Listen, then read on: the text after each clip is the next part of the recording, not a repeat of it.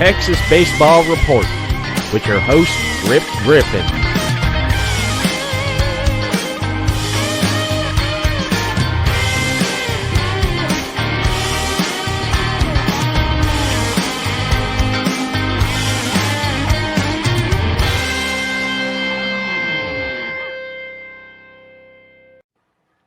Hey, what's going on, everybody? Welcome to this episode of the Texas Baseball Report.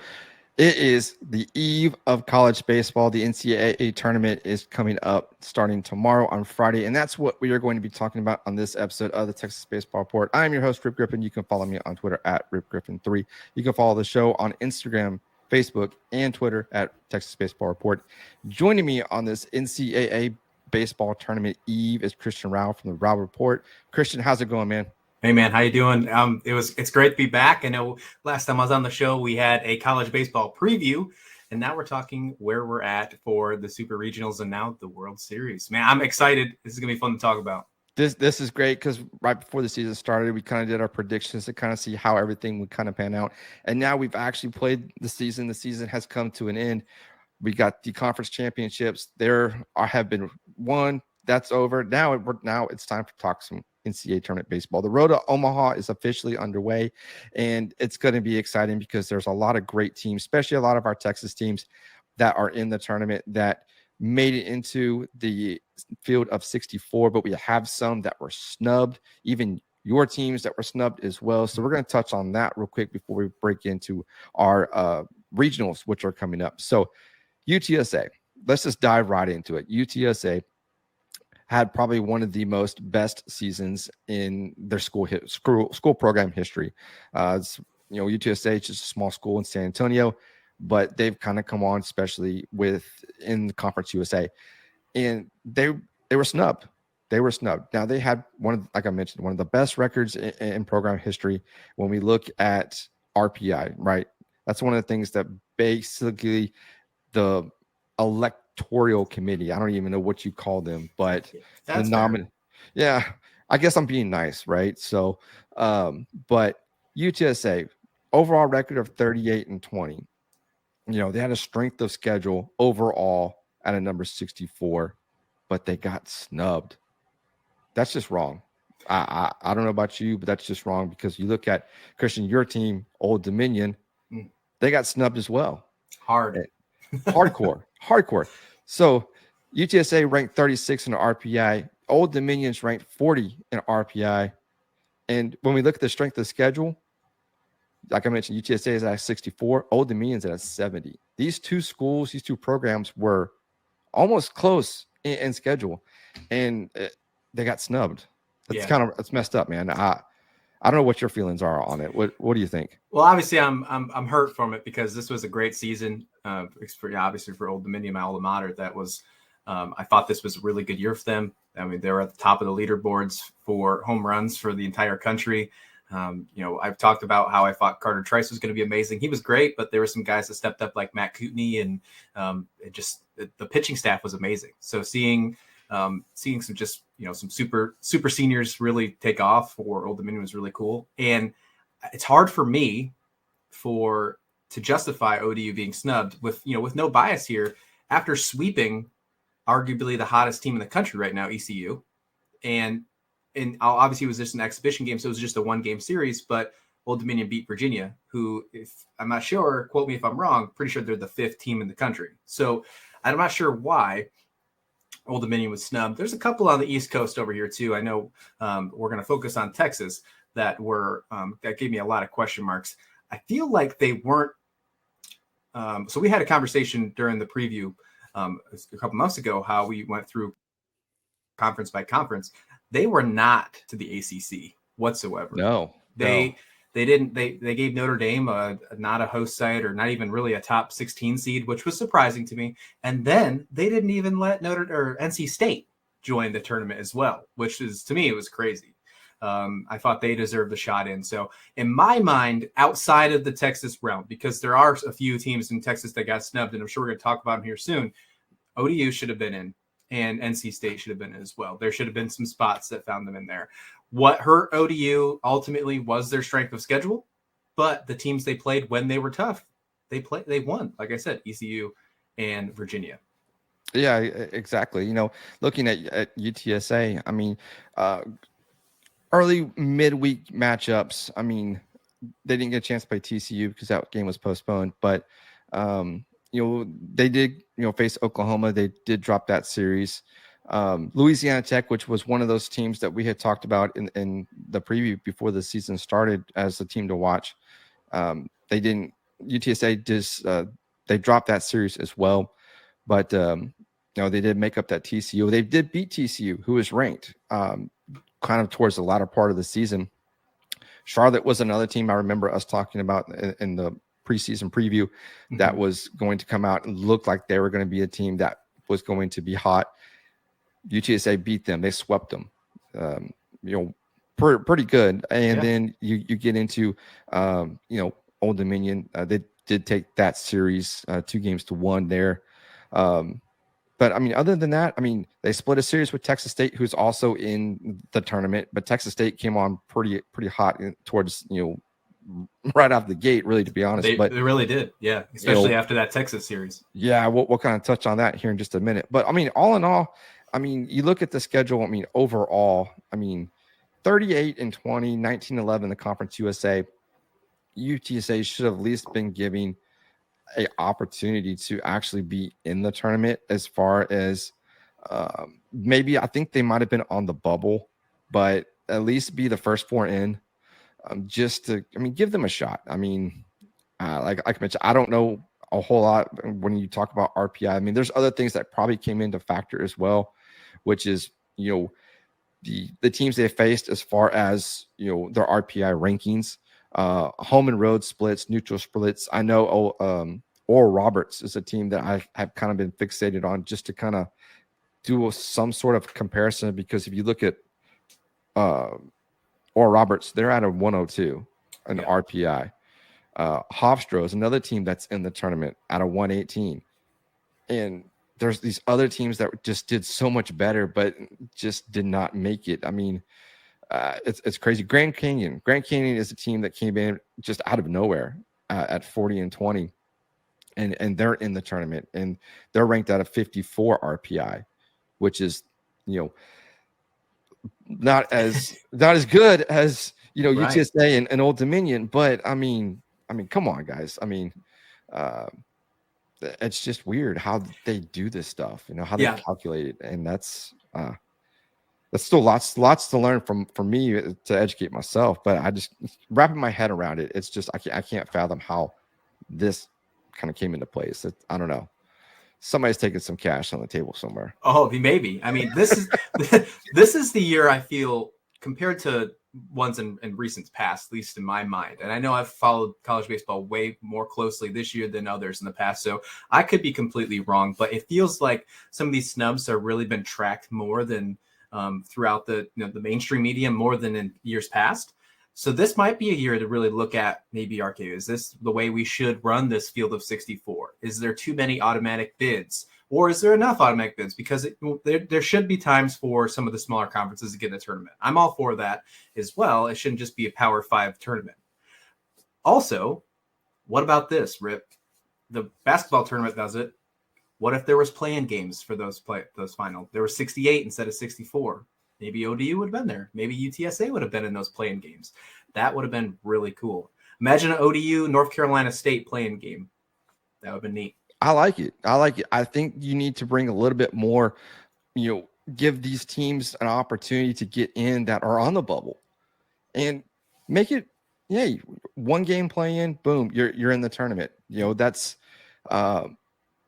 scheduling might be an issue, but you know what? Hey, this is college baseball now. This is like the premiere of college sports, in my opinion, when you look at baseball, because there's so much that goes into it.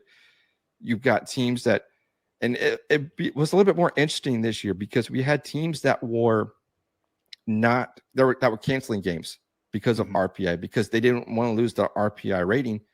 And what are your thoughts on that? Because it kind of adds a new dynamic to college baseball when we look going into next season, because we're going to see probably a similar setup, because teams that are you can say that they're in the tournament. You can say that, they're there, but they don't want to lose. Hosting a regional is probably the most key premier thing in college baseball. But what do you think about teams actually canceling games to protect their RPI? And I agree. By far, hosting a regional is one of the biggest things that a program can do for college baseball. It brings in a decent amount of revenue, brings in fans. It's something great. We saw it with Tennessee last year, how impactful it was. I think that was one of the biggest things last season that we saw that really changed the way that people pay attention to cities. What I feel about the RPI and people canceling games, that has to change. There has to be some sort of modification, a penalty or something that hurts them. If there's a schedule that's built upon, if we go back to finances again, hey, college baseball doesn't have a lot of money or a lot of financial backing. Yeah, especially in those Power 5 schools or even in the smaller schools. There's a reason why the number 11.7 circles around college baseball all the time, because that's the only kind of scholarships they get. If you think that is the only thing that is impacting this team is just the financial scholarships, it's everything else. The stadiums aren't as nice as because of the majority of teams focus on football and basketball. It's just how it is. Yeah. So if you're going to cancel games because RPI is affected, well, those teams that are lower RPI are probably teams that are struggling financially because it's going to happen to them over and over again. It's not good for the game. And it's only going to continue to grow this tier of top heavy teams over and over again. It's going to impact recruiting year after year. It just can't happen. There has to be some sort of fix that needs to happen this offseason. Yeah, exactly. And one of the things that I just thought about is you've got teams that are there up in the upper Northeast, Northwest, where, the southern teams, the weather, the climate is relatively warm. So these guys can get into playing these tougher schedule games while, these teams that are up there in the Northeast and whatnot, they have to kind of wait a little bit. They have to do a lot of traveling technically because they can't play because of the weather, snow and whatnot that happens at the early part of the season. Certainly. That has something to kind of affect that as well. And, I'm all for trying to, I am for, more scholarships, more, because if you're not a D1 player, and you're not getting that type of scholarships and whatnot, and you want to try to make it to the next level, you have to kind of go a different route. And we're going to see more and more players not get into D1. They're going to go JUCO or Division II.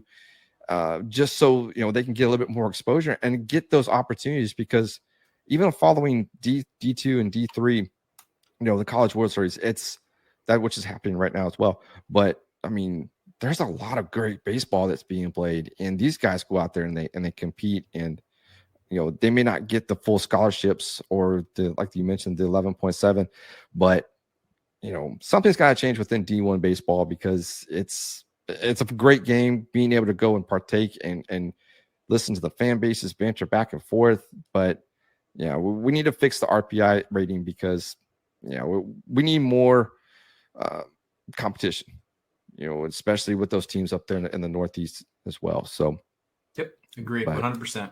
Yeah, but anyways, that's kind of our spiel on that. It's kind of frustrating that these teams didn't get in, because they obviously deserved it. They worked really hard. To get 40 wins in college baseball, especially at the D1 level, is pretty hard to do, no matter who you're playing, because the competition is always fierce and it's always great baseball no matter what. But maybe we'll see something happen next season, and maybe we'll see these teams break into the field of 64. Maybe we'll have 68. Maybe there's always that possibility. But let's go and dive into the tournament now, because we've got 6 of these Texas teams that are in the tournament right now, 2 of which are actually hosting regionals. We're going to start in College Station first, because the Texas A&M Aggies actually started the season. I don't even think they were on our preview. I think they were the team to watch, as far as they're in the SEC West. I know Arkansas was one of our picks to actually win that division, and Texas A&M came out of nowhere, sort of around mid-season, big-time win in Austin against the Texas Longhorns. That kind of catapulted them. And then they also, wins over. I don't think they had a win over Texas State, but Texas State's one of those teams that also came on. We'll kind of touch when they get into the Stanford Regional here in just a little bit. But Texas A&M started the season unranked. Now they're ranked number 5, hosting a regional.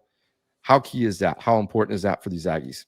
Oh, it's got to be it's very key. And, I think hosting is huge in college baseball. I feel like there is a huge competitive advantage that is very hard to explain how important it is. And I think one thing that I think we missed with Texas A&M is that we saw a team that, there was a lot of peril with their coaching last year. Yes. Yeah. And it changed this year. And I'm losing his name. I know it's a crazy last name of the coaching here. Jim Schlossnagle. There it is. Thank you so much. Appreciate yeah. it. Yeah. See, it got me. But he was with TCU, if I remember correctly, for the longest time. And now he's back he's with Texas A&M. In his first year, brings him to the postseason. Not only is he in the postseason, he's hosting. I feel like they got a lot of momentum. It's going to be a very, very fun regional at College Station, though. Yeah, well, one of the things that's going to make this regional so unique is they're actually TCU is in this regional, right? so now you've got your first year head coach at Texas A&M facing his former club and new head coach. Gosh, I forgot his name. Kirk Saarloos. There we go. I'm really bad with college baseball coaching. I really am, and I probably should get better at it. But yeah. It's the carousel. It's the carousel that these coaches are constantly moving back and forth, and that makes it a little bit more difficult to keep up with. But you've got, Texas A&M's head coach facing off against his old team and a new head coach. So that's going to have some drama behind it as well when these two teams probably face off. Probably on Saturday is when I think they'll play against each other, because A&M starts at 1 against Oral Roberts. So, but A&M came on strong this year. Like I mentioned, they weren't ranked to start the season, but pitching was there with Micah Dallas, who kind of solidified that rotation a little bit.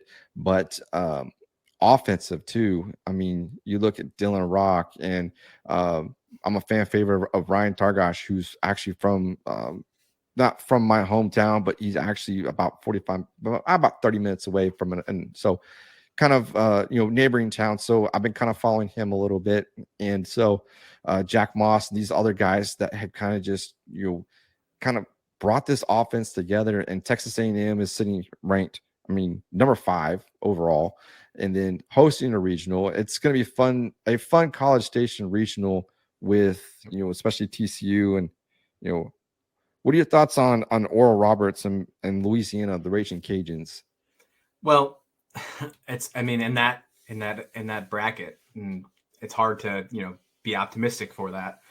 I really like A&M there, and obviously TCU, and we shouldn't be just pushing them aside as well. I think that's obviously what it's going to come down to. I'm sure the final 2 in that will come down to, unless you never know, we could get a surprise. We have said Oral Roberts has been pretty impressive at one point. I don't know as much about the Raging Cajuns as I probably should, so they could probably surprise me.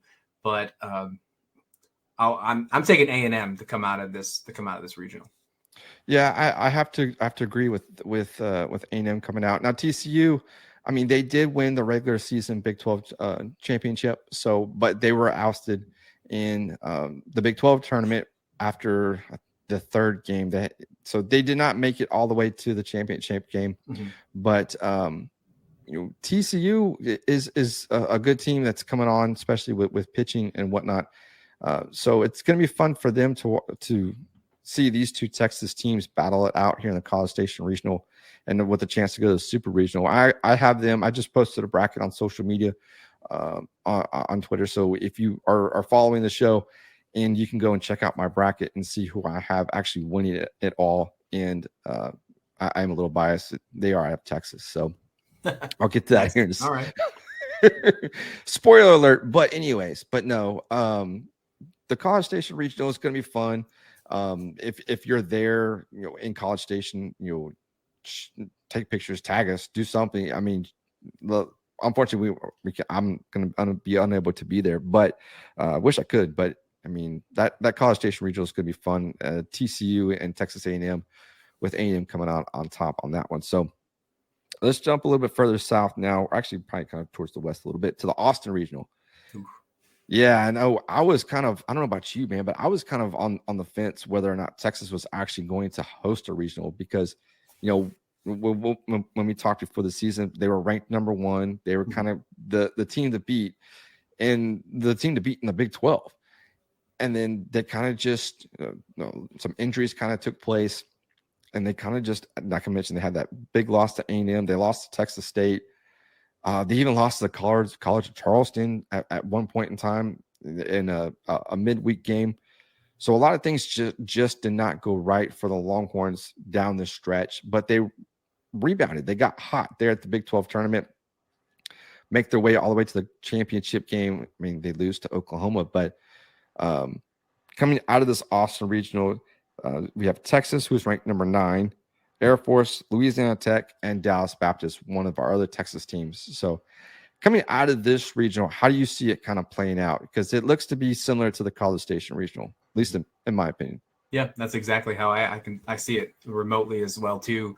But I got more of an edge to Texas here. I mean, obviously they had some rough patches of the year, but they played well at the beginning, and now they're hosting again. And it's going to be probably, just warm nights or warm days in Austin, and that's a very offensive ballpark. And who's leading the country in home runs right now, my friend? Right? Even Melendez. He's going to have I think a fire regionals, and I think that the Longhorns should do very well in this one. But Dallas Baptist, we talked about it. We were hoping that they'd make it to the College World Series. Well, they're only a few games away. It could happen. They have a pretty decent path. I wouldn't say that this is the toughest path by far in any of the host cities for someone like Dallas Baptist to do it in. Texas is beatable, but yes, even though they lost to Oklahoma, they do have a lot of confidence right now. Yeah, they kind of hit the the get hot button right there at the right time. And like I mentioned, Ivan Melendez, who is the nation's NCAA Player of the Year. I mean, rightfully so, after what he put on a show offensively, home runs, deluxe, a good glove there at first base. But you can't count out starting pitcher, left-hander Pete Hansen as well.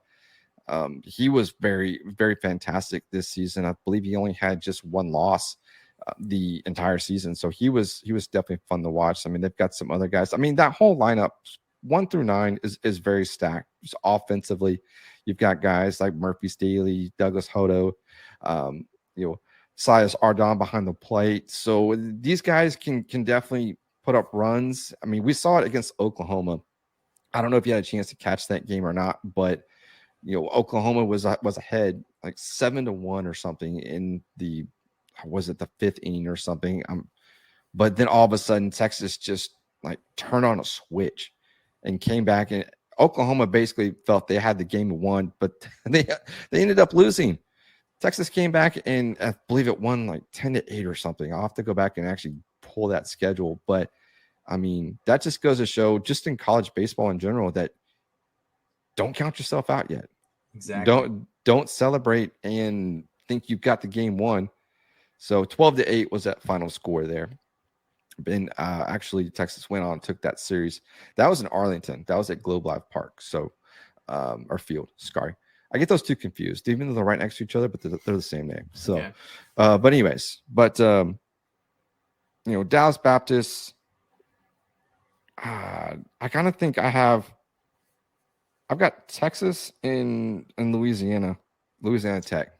Yeah, Louisiana Tech. I mean, again, we probably shouldn't, put them beside. I know we're trying to focus on the Texas teams here, but yeah, Louisiana Tech is going to be another team as well. I think that this is, Air Force. I'm sorry. I think that you're going to.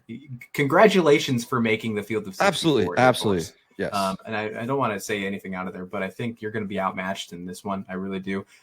But Texas should do really well. Louisiana Tech, I think, has the opportunity to maybe sneak in there, but I'm going to be with you, man. I think DBU can do something. I think they really can. But one of my 8 picks is Texas, so I can't say they're not going to win this. It's going to be interesting, especially when you look at the next bracket, which is there at East Carolina. I mean, there's no Texas teams that are in that bracket, but I mean, Virginia is in that next bracket, so there's a possibility, a Texas Virginia matchup. That would be. You're from Virginia, right? Or you're? Yeah. That's right. Yeah, Virginia Beach. Mm-hmm. Man, that would be fun if both Texas and Virginia kind of hash it out there. You can. I don't know. Do they don't travel back and forth? I don't. No, it stays at the host cities. Yeah. Okay. Yeah. That's what I thought. There's so much things going on. So many things going on. So yeah. But anyways, I mean, good Austin Regional that we've got coming up this weekend as well. So, but let's jump into the Statesboro Regional because even though Georgia Southern there is ranked number 16, it is hosting the regional, but we've got Texas Tech that is in that regional. Now, Texas Tech kind of started off.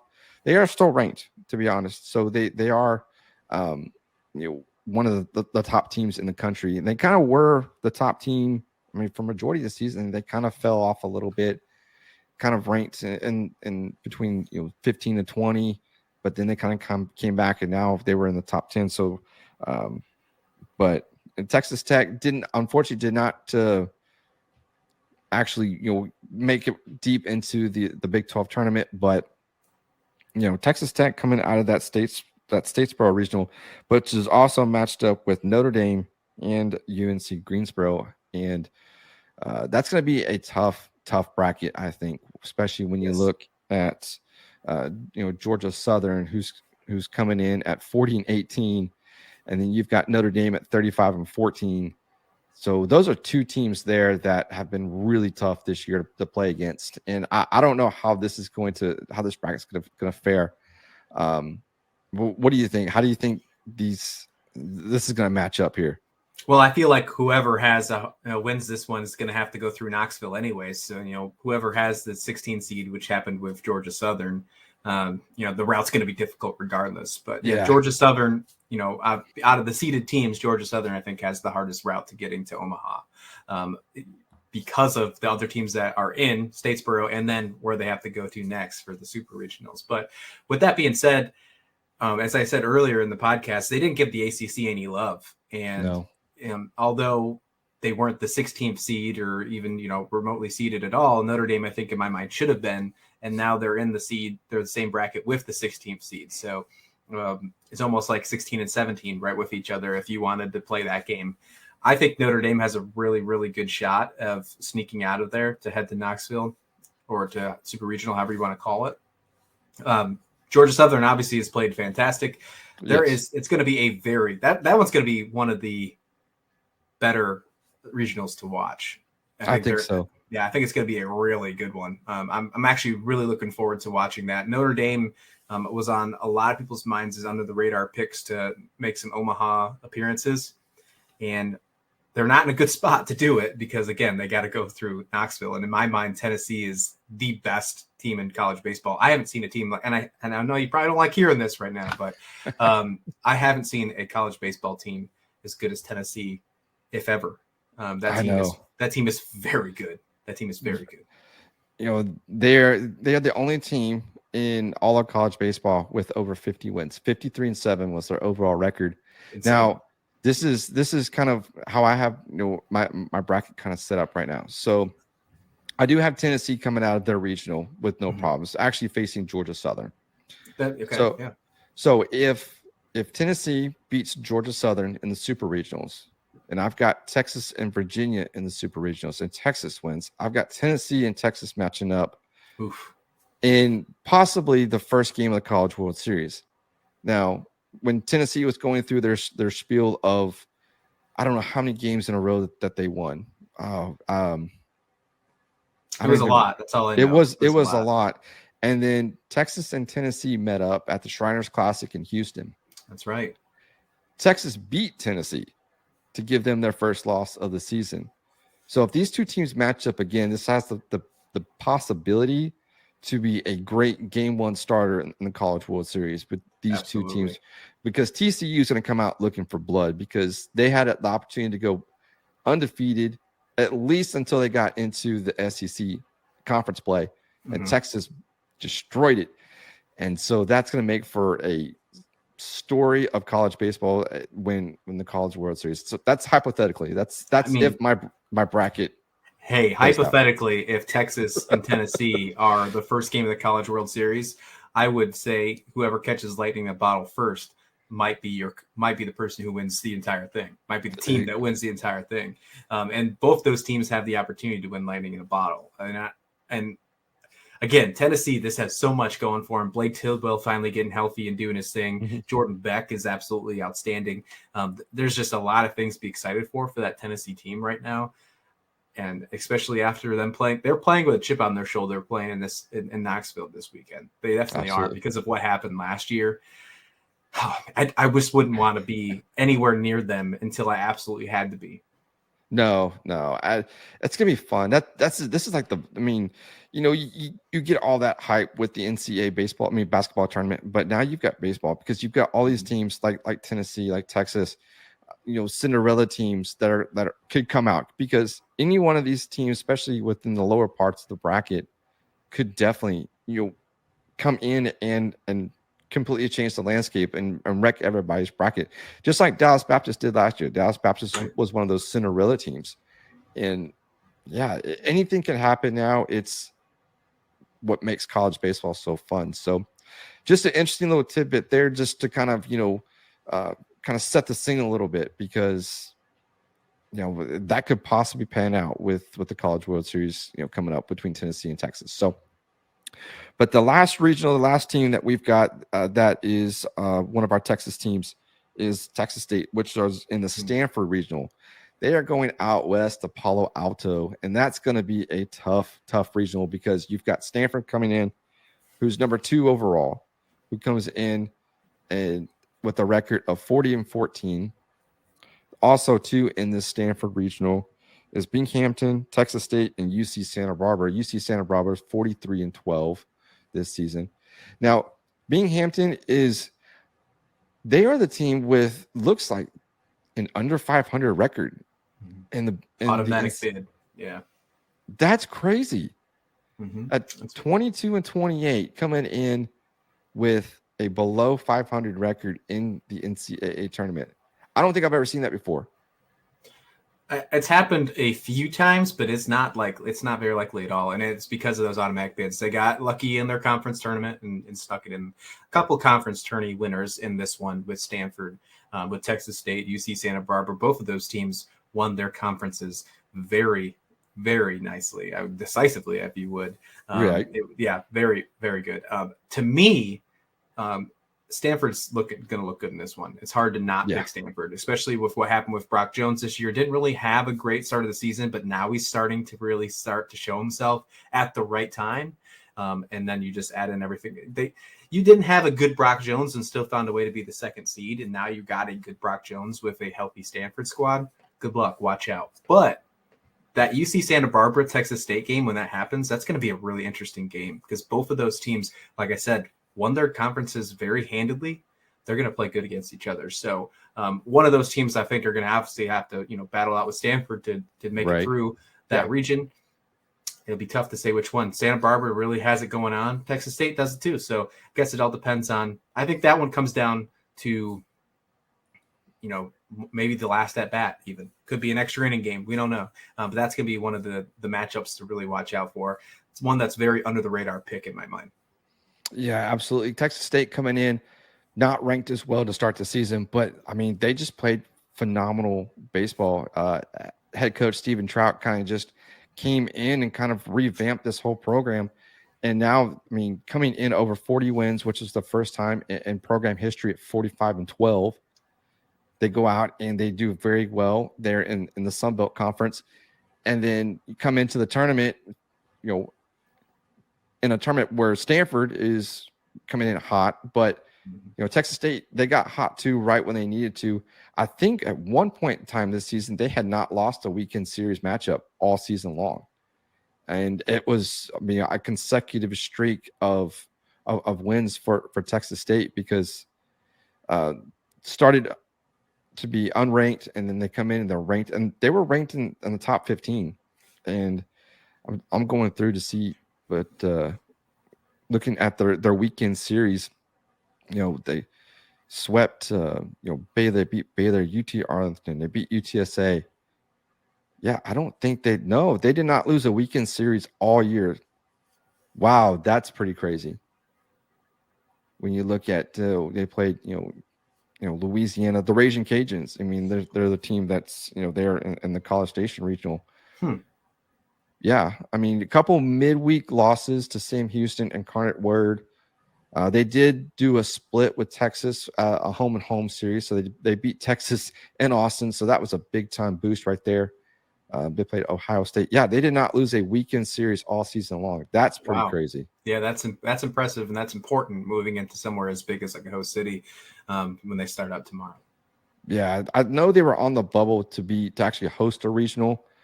Not sure quite what happened. Maybe it was the loss in the conference tournament. I don't know. But they're looking to play UC Santa Barbara on Friday, tomorrow actually. So, they're one of the teams. That's a game you got to watch. Then I didn't know it was the first one. I thought it was maybe later on in the time. But yeah, UC Santa Barbara, Texas State. If you have an opportunity to watch that game, if it's on at the right time, and your team's not playing, or you have an opportunity to put it on, do so. That's a way to fall in love with college baseball even more. Absolutely. That's game 2. Just looking at that, it's going to be the second game on Friday. So, okay. But they're another program that canceled a midweek game due to RPI. So they kind of followed suit with Texas A&M. But I think I don't feel as bad. Like I still need to change. Don't get me wrong. I'm still all for that needs to change. But if everyone's doing it, I don't feel as bad when smaller schools, not Power 5 schools, cancel out, because the smaller schools need to take any kind of advantage you possibly can. Right. Because the Power 5 schools can do it and not worry about maybe missing a paycheck of, financial woes of a game or something like that. But if a smaller school finds it to their best interest to cancel one because of RPI and be okay with that financial strain, then awesome. And at least for right now, until changes happen, I'm not too mad about it. Yeah. If that makes sense. Yeah, no, that makes perfect sense. And, it's, schools are, whether large or small, are going to continue to do that stuff with the RPI. So, yeah, I don't know. But the landscape of college baseball, I think it's going to change soon. It's just a matter of when. But, coming out of that Stanford regional, I do have Stanford over Texas State, unfortunately. I just think Stanford is just good, even though pitching might be a little bit of concern, especially within the bullpen. But, I have them matching up in super regionals, Stanford, that is, to Wake Forest as well. So, yep. I got a couple Texas teams making Omaha, but unfortunately Texas State's not one of them. Stanford's just too good of a ball club. Yeah, like you mentioned, Brock Jones coming in at the right time. Like we mentioned in when we did our preseason preview before the season started, it's all about that getting hot, right? Getting hot at the right time. And we're going to see that starting tomorrow. We're going to see what team is hot and how far they can go. And so let's do this. Just kind of round out the show real quick here. If you have a bracket set, feel free to share it. If I'm putting you on the spot, let me know. But who do you have kind of as your Omaha 8? Let's see. I think we may have did one. Maybe we did not. I don't think we did. We did. I couldn't remember what we did. Oh, and by the way, since it's showing here, great Texas baseball T-shirt right here, as you can see. So definitely, I'll plug it for you, Rip. Check out the Texas Baseball Report swag because it's great. I can vouch for it myself. Got a fantastic shirt right. But the 8 teams to make it to Omaha. I found it. Oh, good, awesome. All right, well, let's hear what we got before we say them. Okay, so you had Vanderbilt, Mississippi State, Arkansas, Stanford, Arizona, Texas, Texas State, and East Carolina. Ooh, I think maybe about 3 or 4 of them might be okay still. Maybe about half of my predictions still. Wow, I said Mississippi State. I mean, hard to disagree at that point, right? When Landon Sims was healthy. But wow. Okay, so Did I say Tennessee at all? No. Wow. And I know I talked about on the show how Tennessee was going to be fun, but I must have said they just snuck out, I bet. Well, Tennessee is going to be in Omaha. Barring crazy stuff, I just can't see it happening with everything we've talked about already. And then we haven't even talked about the crazy Ben Joyce, who throws it faster than dude, a speeding bullet. So he's so fun to watch. He's gonna make Aroldis Chapman look like a sloth in a couple of years when he's finally to the big leagues. But yeah, Tennessee and Stanford are the two that to me are no doubters in my mind right now. I like UCLA and I like Arizona, and then Texas A&M. Ooh, yeah. Mm-hmm. And then I wrote them down. What was the other two? I got two more. No. Let's see. What was Tennessee, Stanford, Texas A&M, Texas, UNC. There it was. North Carolina, okay. Arizona. I said UCLA, right? And then Oklahoma. I think Oklahoma. I think they have the most craziest confidence right now after what they did in the Big 12 tournament. I think they are coming in with the most momentum in the entire tournament. Yeah, that was, I remember when we were doing our preseason preview and we kind of talked about Oklahoma, even though everybody had kind of had expectations for them coming into last season because of their pitching, the bullpen and whatnot. Everybody kind of just brushed them aside, and all of a sudden Oklahoma kind of sneaks in, kind of, they just did their thing. They really did. And, here they are coming into the tournament. I'm trying to look at for the regional because they are hosting a regional. I will say it was hard for me to pick Arizona over East Carolina because I knew I picked East Carolina. But although they are a really hot team right now, I think they're going to fade out a little bit. Arizona is just one of those teams. It's hard for you to, to throw out, absolutely. Away.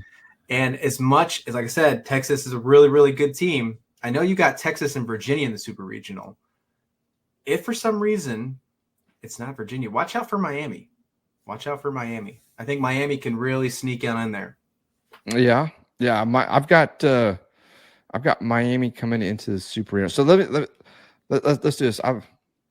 Did Oklahoma? Yeah, there they are. Okay, so they're actually in the Coral Gable Regional there in Florida. So Oklahoma was 37-20 this season. I actually don't have Oklahoma. I have Oklahoma and Florida squaring off in the regional, and Florida actually advancing to the Super Regional. So, okay. Yeah. Florida is one of those teams that I think is going to be a sleeper this year. But when we did our preseason preview, my Omaha 8 I had Texas, Stanford, Arkansas, Vanderbilt, Mississippi State. So we both had Mississippi State there. Notre Dame. We both had Arizona and Georgia Tech.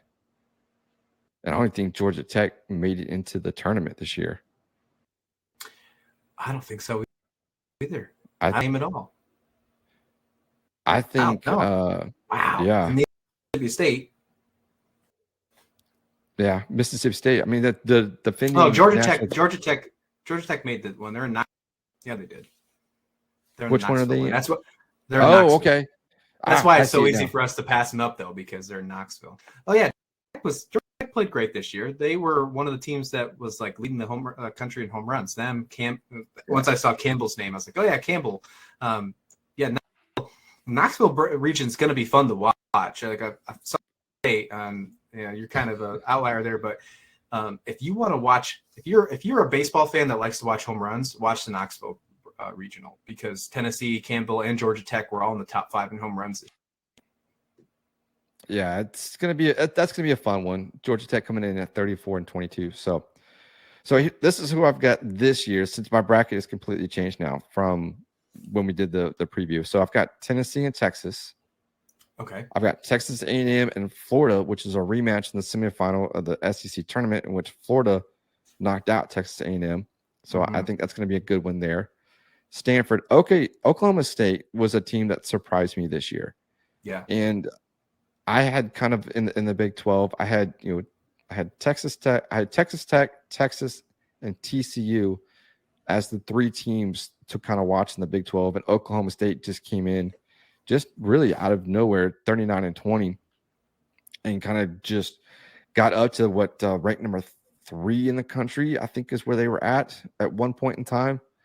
And then a couple of losses kind of knocked them down a little bit. But yeah, they were a team. They're ranked number 7 here as a number 7 seed in the tournament. So Stanford and Oklahoma State, and then LSU and UCLA to round out my bracket of College World Series. So LSU, I like the LSU. I think that one's a good pick. You took LSU over Miami. I got you. You should take Canisius. You sure? No. 29 and 23. Yeah. I don't know. You know what? I like the Florida and Gonzaga pick. How you said that battle out.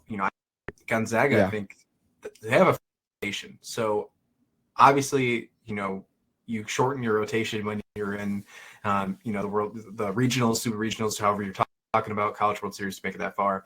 I think Gonzaga would have a really fun opportunity to, sandwich those guys and make it very for, obviously people in their first regional, but if they make it the super regionals. And I think they have a really good chance at making it out of the regionals. I know I'm speaking, of a Virginia team, but this is the first time Virginia Tech's hosted, and I couldn't tell you the last time. It could be the first time ever. It's been a long time, yeah. Right. And they get me wrong, but I could see Gonzaga coming out with it. And I think that rotation, well, if you have a conversation maybe after the World Series, I would love to do that. I bet that might be something we talk about, is the Gonzaga rotation got them to wherever. It might not be Omaha, but at least to the super regionals or something. And that might be something they talk about. Yeah, absolutely. I think it's going to be fun, just no matter what. I mean, just coming out of that regional there at Virginia Tech, Louisville. Gosh, there's just a lot of great host sites that, North Carolina, Maryland is another team that I don't even think we had pegged coming out of the Big Ten. I mean, it's just, I think we had Nebraska at one point winning the Big Ten because they did so well last season. Yeah, just and we were so iffy about what happened to Big Ten because they, remember, only played Big Ten opponents last season. So exactly, yeah, we didn't know what to expect of the Big Ten this year. There's going to be a lot of really fun games tomorrow. I'm really excited for this to kick off. I'm gonna try my hardest to balance out the Women's College World Series and the men's here at the beginning. They're going to blend over to each other really hard. But I know the women's started today, and they've been really fun. Talking about the Texas Baseball Report here. Well, the Texas Softball Report for you, Rip. And the Texas really did a nice upset today against UCLA, and that was really fun to watch. A lot of good defense too on the Lady Longhorn side. So, college World Series softball's in action. We've got men's college baseball kicking up. I mean, these ladies are tough, man.